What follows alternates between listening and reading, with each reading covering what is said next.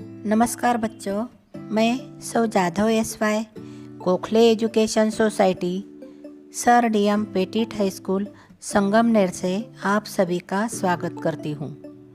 बच्चों, पिछले वीडियो में हमने कक्षा 8वीं की हिंदी पाठ्यपुस्तक सुगम भारती से दूसरी इकाई की कविता 5वीं संतवाणी इस पद्य पाठ का 2 हिस्सों में यानी पूर्वार्ध और उत्तरार्ध में सविस्तर अध्ययन किया है ना। तो दोस्तों, आज हम इस वीडियो में पाठ का स्वाध्याय देखेंगे। आइए देखते हैं स्वाध्याय। दोस्तों, स्वाध्याय के लिए प्रश्न है, सूचना के अनुसार कृतियाँ करो। इसमें पहला है संजाल पूर्ण करो। कृष्ण प्रेम में मीरा की स्थिति। कृष्ण प्रेम में मीरा की स्थिति। तो बच्चों, यहाँ पर 4 बॉक्स दिखाई दे रहे हैं, है ना। आपको इसी प्रकार के या अपने मन चाहे बॉक्स बनाकर आपको उत्तर लिखना है। तो इसका उत्तर है पहला, मीरा पैरों में घुंघरू बांधकर नाचने लगी। दूसरा उत्तर है, मीरा अपने आप नारायण की दासी बन गई। तीसरा उत्तर है, लोगों के लिए मीरा बावली हो गई। और चौथा उत्तर है, राणा द्वारा भेजा विष का प्याला मीरा हंसते हंसते पी गई। अगला दूसरा प्रश्न देखिए बच्चों, प्रवाह तालिका पूर्ण करो। कृष्ण विरह में मीरा की स्थिति। कृष्ण विरह में मीरा की स्थिति। तो इसका उत्तर है, प्रभु दर्शन के बिना मीरा के नयन दुखने लगे। 2, जब से कृष्ण बिछुड़े मीरा ने कभी चैन नहीं पाया। 3, प्रभु के मधुर वचनों की याद आते ही मीरा का हृदय शिहर उठता है।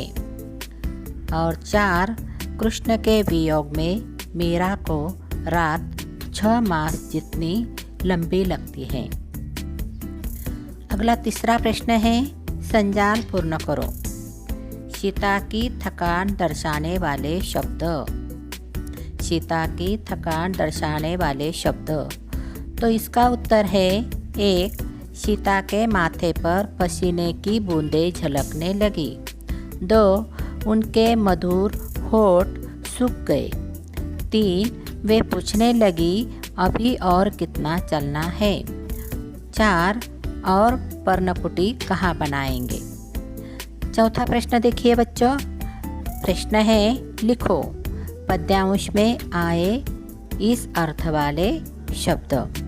तो इसके लिए कुछ शब्द दिए हुए हैं, आपको उसके अर्थ वाले शब्द लिखना है। तो इसमें पहला शब्द है नयन। इसके लिए पद्यांश में शब्द आया है नयन। दूसरा शब्द है काटा। इसके लिए पद्यांश में शब्द आया है कंटक। तीसरा शब्द है सुंदर। इसके लिए पद्यांश में शब्द आया है चारु। और चौथा शब्द है शरीर।